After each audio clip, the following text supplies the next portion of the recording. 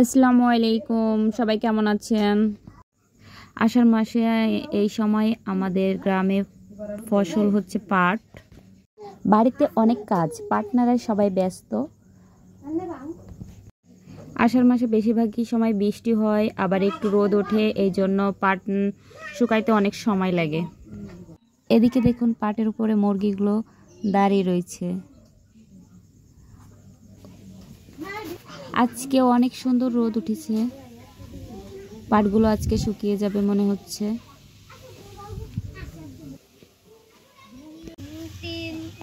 এদিকে খড়ি আসছে, খড়িগুলো বাছতে হবে, অনেকগুলো পেস্ট থাকে খড়িতে, তাই বেছে রোদ দিয়ে তারপরে শুকায়ে উঠায় রাখতে হয় পরবর্তীতে জাল ধরানোর জন্য।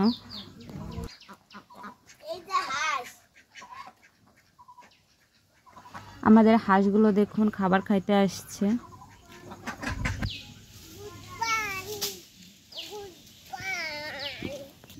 খড়ি বাছা হয়ে গেলে এই জায়গায় রাখতেছি, পরবর্তীতে রোদে দেব শুকানোর জন্য।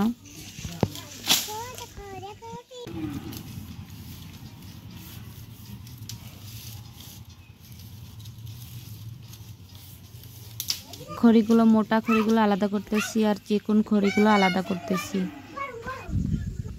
আপনাদের খড়ি দিয়ে একটি ফুল তৈরি করে দেখাবো। দেখুন খড়ি দিয়েও কি সুন্দর করে ফুল বানানো যায়।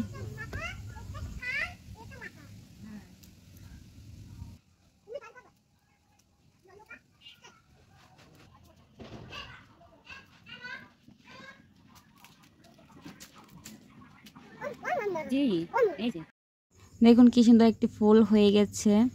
এগুলো যদি রং করা হয় তাহলে দেখতে আরো সুন্দর লাগে। ভিডিওটি ভালো লাগলে অবশ্যই একটা লাইক দিয়ে যাবেন।